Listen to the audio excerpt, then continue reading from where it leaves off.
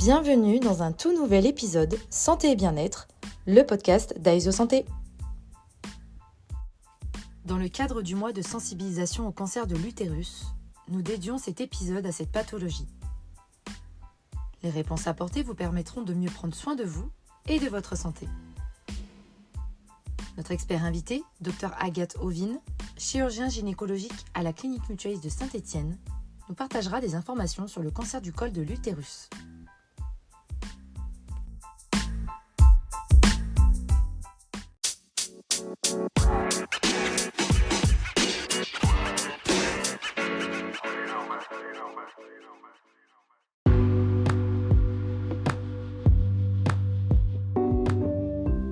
Bonjour Dr Ovine et merci d'avoir répondu à cette invitation.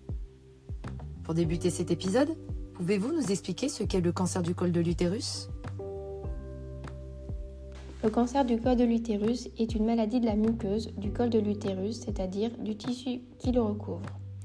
Il se développe à partir d'une cellule initialement normale qui se transforme et se multiplie de manière anarchique jusqu'à former une masse appelée tumeur maligne, la plupart du temps en lien avec la persistance du papillomavirus. On estime à environ 3159 le nombre de nouveaux cas de cancer du col de l'utérus en 2023 en France. Le cancer du col de l'utérus se situe au 12e rang des cancers les plus fréquents chez les femmes en 2018. En moyenne, un cancer du col de l'utérus se développe 10 à 20 ans après une infection persistante par le papillomavirus. Le col de l'utérus se compose d'une partie externe appelée exocole et d'une partie interne appelée endocole. Entre ces deux zones, il existe une zone de jonction recouverte d'une couche de cellules fines et fragiles. C'est sur cette zone de jonction que le papillomavirus agit. En effet, dans la grande majorité des cas, le cancer du col de l'utérus est dû à une famille de virus qui se transmettent par voie sexuelle, les papillomavirus humains ou HPV. L'infection par ce virus est fréquente puisqu'elle touche environ 9 personnes sur 10. Elle est le plus souvent sans conséquence car elle disparaît spontanément. Il arrive cependant que le HPV persiste pendant plusieurs années au niveau du col de l'utérus. Il peut alors provoquer des lésions dites précancéreuses qui se traduisent par des modifications des cellules de l'épithélium. Ces lésions peuvent évoluer de différentes manières, soit disparaître spontanément, soit persister ou évoluer vers un cancer. Le passage d'une lésion précancéreuse au cancer se produit lorsque les cellules transformées envahissent totalement l'épaisseur de l'épithélium, limitée par une structure appelée membrane basale. Si ces cellules n'ont pas franchi la membrane basale, on parle de cancer in situ. En revanche, si les cellules transformées ont franchi la membrane basale, la tumeur s'étend plus profondément dans la muqueuse, on parle alors de cancer invasif. Le diagnostic du cancer du col de l'utérus se fait par des biopsies des lésions du col considérées comme suspectes à l'examen clinique. Il est ensuite complété par un bilan d'extension pour évaluer le stade de la maladie. Le traitement dépend ensuite du degré d'invasion de la tumeur. Il peut inclure une chirurgie, une radiothérapie, une chimiothérapie et une curithérapie. Merci Dr Ovine pour ces éléments de réponse. Un vaccin est désormais disponible concernant cette maladie. Qui concerne-t-il et quelle prévention accorde-t-il ? Parmi les environ 200 types d'HPV, seuls 15 sont à haut risque oncogène, c'est-à-dire à risque de cancer. Ces HPV sont environ responsables de 90% des cancers anogénitaux HPV induits, et notamment l'HPV 16 et le 18.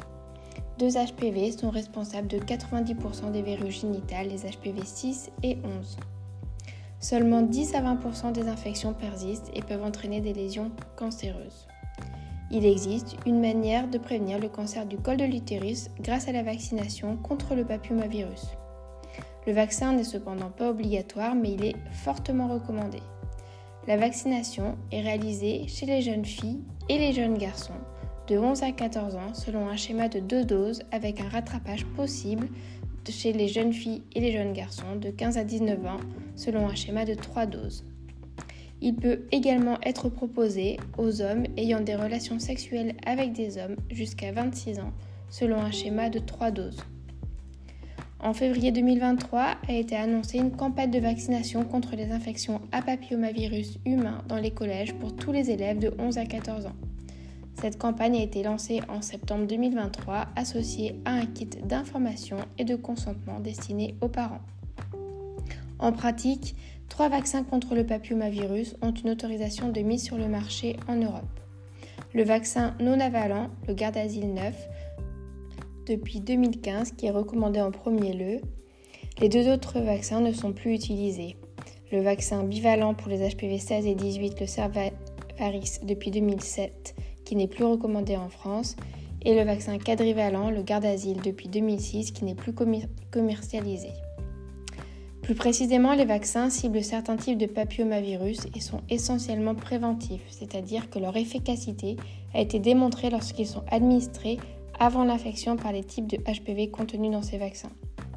De fait, les vaccins contre les HPV sont destinés à la prévention primaire des lésions précancéreuses et des cancers du col de l'utérus, de la vulve, du vagin et de l'anus dus aux HPV, dans le but d'en réduire l'incidence.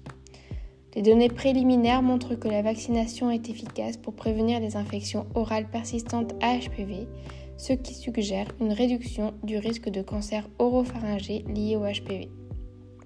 Pour donner un chiffre, on note une réduction du risque de lésions précancéreuses du col de l'utérus de 164 pour 100 000 avec le vaccin versus 2 pour 10 000 sans vaccin.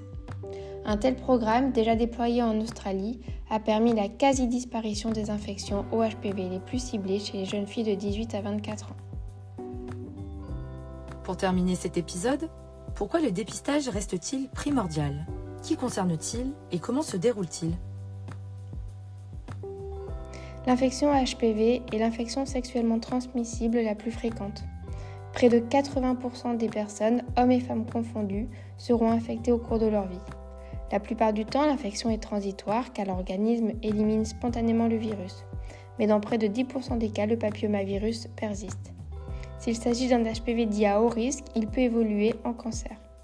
De fait, le dépistage permet de détecter des anomalies des cellules du col de l'utérus et de les traiter avant qu'elles n'évoluent en cancer, ou de diagnostiquer des cancers à un stade précoce et ainsi d'améliorer les chances de guérison. Les modalités de dépistage varient désormais selon l'âge des femmes.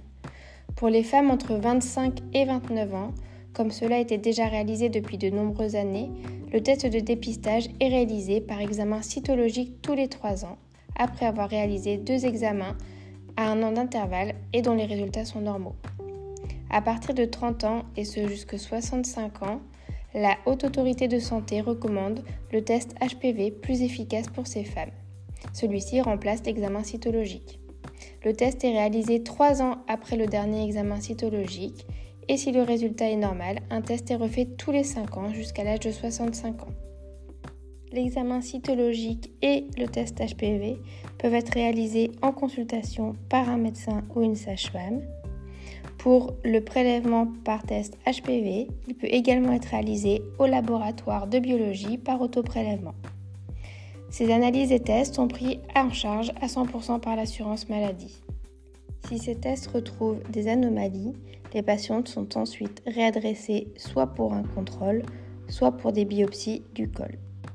En conséquence, un tel programme national de dépistage a pour objectif de réduire le nombre de cancers du col de l'utérus et la mortalité liée à ce cancer, d'améliorer l'information ainsi que la qualité de suivi ou des soins. Un grand merci Dr Ovine pour cette intervention très enrichissante.